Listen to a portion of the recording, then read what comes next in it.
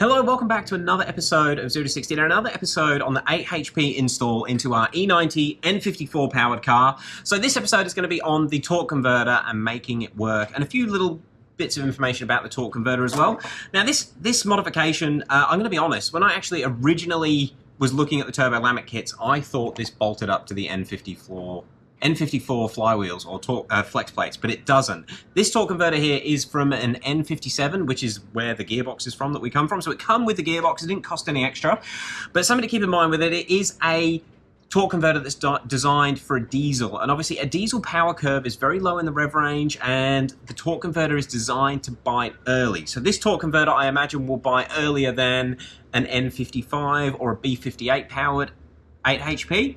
So keep that in mind. This is going to be a really tight torque converter. Turbo Lamik did say they wouldn't recommend it for big turbo applications. In fact, they said it wouldn't be good.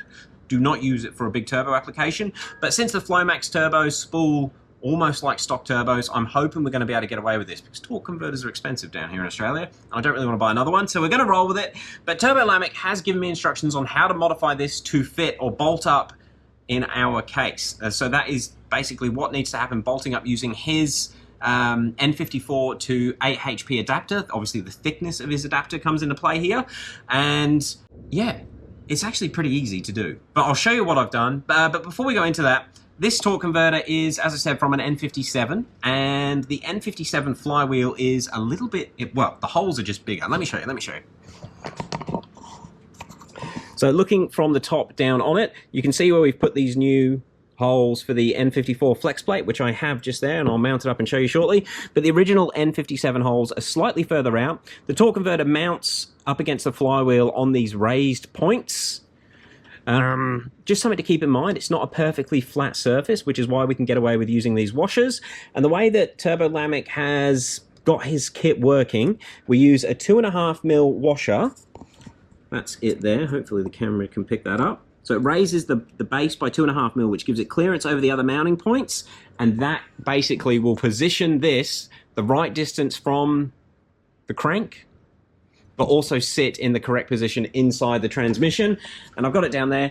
So the torque converter actually goes, well, you've got these 3 splines that it needs to connect onto. 3 splines, I've just realized that.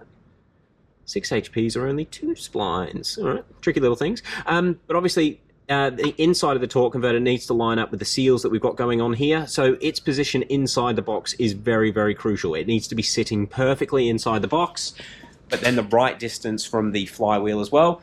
And yeah, as I said, with the Lamik adapter plate, you only need 2.5mm spacers to make it work with an N54. Now the tricky part is where to actually drill the holes. Lamik does provide instructions on if you were to measure from the outside in, and then where to position the holes if you don't have access to a flex plate.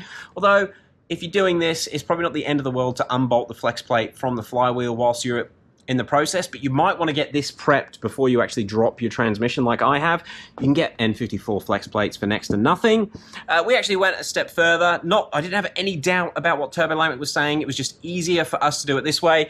We use the crank from O'Reilly, and obviously that is O'Reilly's flex plate, and the little nub in the center of the torque converter locates perfectly central inside the crank. So we mounted it up and yeah, started drilling.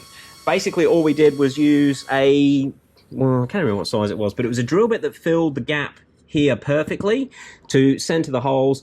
Then we drilled 10mm holes, and that was it. Sounds really easy, doesn't it? It wasn't just a 10mm hole. I think he drilled a 5mm hole, then a 10mm hole. So it took a few goes to go around to get it done, but that's all we did.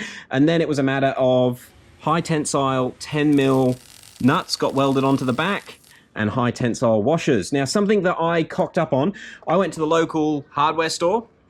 They're like an industrial hardware supply, so they've got all the strong high tensile bolts in stock. And I asked for a 25 to 30mm 10mm bolt with 2.5mm thick washers and then nuts to suit.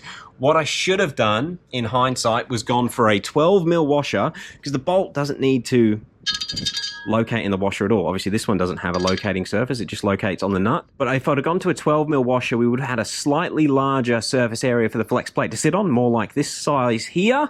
And also it wouldn't have been so precise, because when you got the bolts in now, it actually, on every single one, the washer touches on one side of the bolt, and then you've got a gap on the other side. So the 10 mil hole in the washer is doing nothing. If anything, it's just causing a problem. A 12 mil hole would have given us a better surface area to mount the flex plate onto, and basically more of a giveaway, more clearance basically for the bolt in case anything's not lined up. Now I'll bolt this flex plate on and show you how close the tolerances are, because I gotta be honest, they're not that close. The bolts in the N54 torque converter are elongated already, apart from one, which is a perfectly circular hole. So you do get a fair bit of movement. Let me just put this on. Okay. So that is with 5 of the 6 bolts in, apart from the one that's in the circle hole, and that is how much movement you get on the torque converter. And it moves every way, and these are the same size diameter bolts as the factory N54 bolts. So the actual fitment to the torque converter is not millimeter perfect like I thought it was, but you do need to get it relatively close to center to allow the torque converter to center perfectly in the crank, and then still bolt up with this all okay. But you actually have a fair bit of movement. I was quite surprised. Okay, I'll put the center one in as well. Yeah, so that's with all 6 bolts in. Got a fair bit of movement. It'll be the same with the original bolts, just something to keep in mind. Yeah, that's actually all I had to do. It took about an hour at the machine. It was not machine, so it was a mechanic, but he had a welder. That is something you do need to keep in mind. You will need a welder to do this. But yeah, that is all I had to do to get the torque converter set up for the turbo Lamik conversion. And the torque converter, it's always got oil in it. I'll just show you the welds on the back. The torque converter is a big part of doing a gearbox retrofit or conversion. We have the welds in there. Heaps of penetration. Everything's going to be more than adequate to hold them. And it is something that is a big bonus with the Lamik kit versus a HTG kit. The HTG controller, I think, is actually a pretty good bit of kit, but just the lack of tested applications is why a lot of people have issues with the HTG, where Turbo Lamik, all of the stuff he seems to sell, he's done one himself, or he knows someone that's done them, he's gone through the process, he knows how to set up the torque converters, he knows what issues you're going to have, CAN bus issues, that sort of stuff, and it comes pre-mapped to suit that application, so you're not learning how to map a transmission like you do with the HTG. Alright, another little step in the 8hp process. If you are doing an 8hp into an N54, and I know there's a couple of guys in there. I know there's one in America running. Danny, he actually messaged us. He's got it running in his N54 single turbo.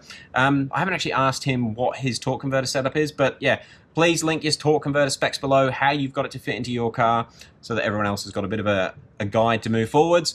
But I'm fairly confident if you're a twin turbo setup, as long as you haven't got any particularly lazy turbos like the Vargas ones that were on this car, or the MMP 1000s, that sort of stuff, which is supposed to be laggy. This N57 one should do the job, and it is a relatively easy modification to do if you have a welder. All right, guys, thank you very much for watching, and see you tomorrow.